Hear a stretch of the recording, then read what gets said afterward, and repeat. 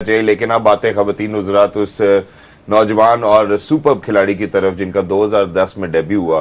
Triple century इन्होंने अपने नाम की, not just that, 2 double century इनके नाम हुई, मेलबर्न में हुई, मीरपुर में हुई। और इन्होंने हाल ही में प्रेस कॉन्फ्रेंस में अपनी रिटायरमेंट की अनाउंसमेंट कर दी है। 96 टेस्ट मैचेस ये खेल चुके हैं, वनडे इंटरनेशनल भी 53 खेले हैं ये, और एक कमाल बल्लेबाज। एज अ लेग स्पिनर आए थे, फिर उसके बाद ये मेन स्टे रहे टीम का और टॉप ऑफ द ऑर्डर भी खेले। और जब भी हमारा ओपनिंग ऑर्डर जो है वो कोलैप्स किया तो इन्होंने नीचे से आके वो सपोर्ट दी जिसकी पाकिस्तान को जरूरत थी। Sir, Azhar Ali, one of the most amazing legendary. अब क्या जो टेस्ट क्रिकेट सिर्फ खेल रहे हैं ना, वो हल्के हल्के फेड आउट होते जा रहे हैं। आईसीसी को, बोर्ड को सोचना पड़ेगा, जो सिर्फ टेस्ट खेल रहे हैं वही क्यों बाहर हो रहे हैं, क्योंकि उनको क्रिकेट प्रॉपर नहीं मिल रही।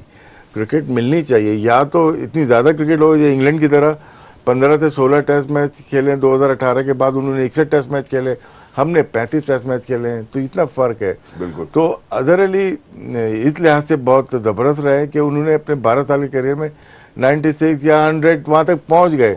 कितने एक प्लेयर हैं जो खेलना चाहते हैं टेस्ट क्रिकेट और उनको नहीं मिलती, क्योंकि इतने ज्यादा मैचेस हम नहीं खेलते, तो टैलेंट वहीं पे जाया होता है। साल में अगर 7 टेस्ट मैच खेलेंगे तो इतना इफेक्टिव नहीं होता। लेकिन अजहर की बात हो रही है, नो डाउट कि इसमें एक और प्लेयर आते हैं, फवाद आलम भी आते हैं इसी में, जो कि सिर्फ टेस्ट खेलते थे, और पाकिस्तान के 3 सीनियर प्लेयर आपके सिस्टम से ही चले गए। लेकिन अजहर अली की बात है, अब बहुत जबरदस्त कैरियर रहा, ये वनडे के भी कप्तान बने, टेस्ट के भी कप्तान बने, इनको हटाया गया तो कंप्लेन नहीं, लाया गया तो कंप्लेन नहीं। तो मैं यही हमारा गेम होने हाजिर है अजहर के लिए, और आगे इनका बहुत जबरदस्त फ्यूचर है। सर, अपने फॉर्मर प्लेयर्स के भी जो है वो ट्वीट शेयर करें from all over the world. Azhar Ali के साथ जो है वो बड़ी मोहब्बत का इजहार किया है सभी क्रिकेट फ्रेटर्निटी ने, वो वहाब रियाज हो, अजहर महमूद हो, या वो फॉरेन प्लेयर्स हो, हफीज भाई की हम आपको दिखा रहे हैं, ये सब ट्वीट्स हम निकाल के रखें। ये वो प्यार है जो अजहर अली ने पिछले 12 सालों में अपने नाम किया पाकिस्तान को रिप्रेजेंट करके।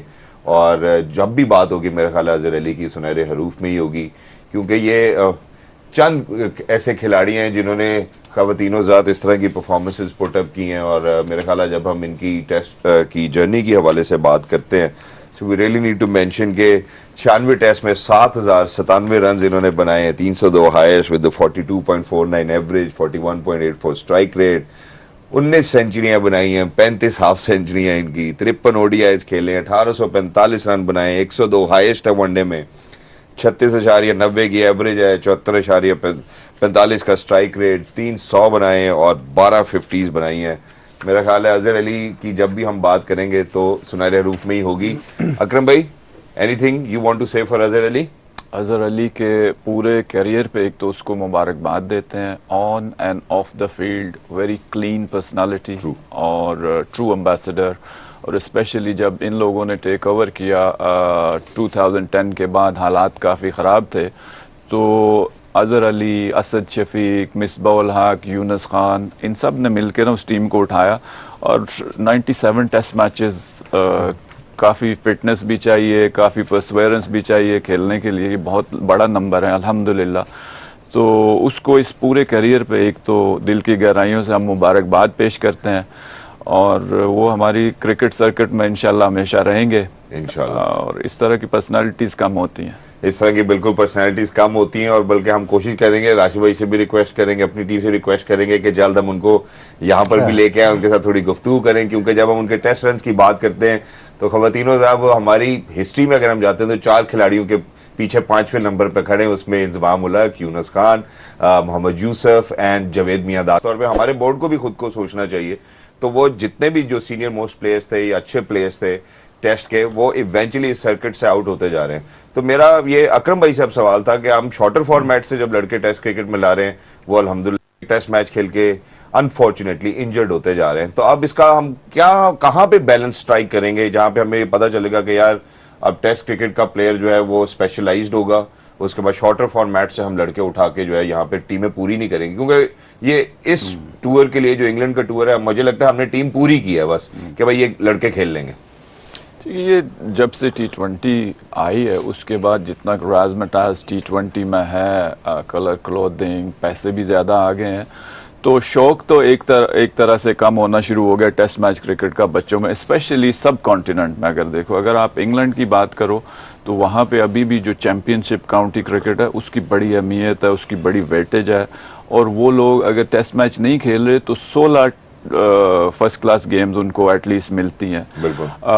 जबकि यहाँ पे जो शौक है उस हिसाब से कम है। अगर आप टेस्ट मैच में अभी भी इस सीरीज को ही उठा के देखो तो जैसे हम शुरू पहले दिन से बात कर रहे थे, इन एक्सपीरियंस और स्पेशली जो इंपॉर्टेंट चीज होती है कि उसके बेल्ट के नीचे कितने ओवर्स हैं, उसने कितने ओवर लंबे किए हुए हैं।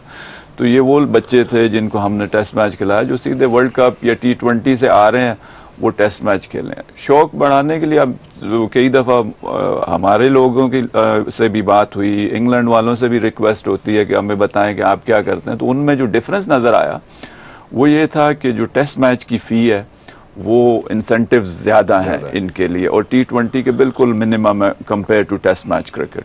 अब शौक आहिस्ता आहिस्ता कम होना ही है। अगर वो इतनी कम आप खेलेंगे और दूसरे बच्चे जो आपसे कम टैलेंटेड हैं वो पैसे भी ज्यादा बना रहे हैं, उनको शोहरत भी ज्यादा मिल रही है T20 से, तो आहिस्ता आहिस्ता जिस तरह अजहर अली, फवाद आलम या इन लोगों की बात की या कुछ इंडियन प्लेयर्स की तो वो पूरे साल में अगर वो बैठ के सिर्फ देख रहे हैं तो शौक तो ऑटोमेटिकली कम हो। मेरा ख्याल है इस चीज को देखते हुए इंग्लैंड ने अपने जो अभी भी देखो तो उनकी टीम में भी T20 के प्लेयर मौजूद हैं, लेकिन डिफरेंस ये है कि उनके T20 के प्लेयर जब डोमेस्टिक क्रिकेट में जाते हैं तो वो पूरी डोमेस्टिक क्रिकेट खेलते हैं, 14-14, 15-15 मैचेस। और फिर जब टेस्ट सीरीज उनके होम हो रही होती है तो जो लड़के नहीं खेल रहे होते उनको वापस भेज दिया जाता है कि आप अपने अपने काउंटी से जाके 4 डे क्रिकेट खेलें जो उस वक्त हो रही होती है।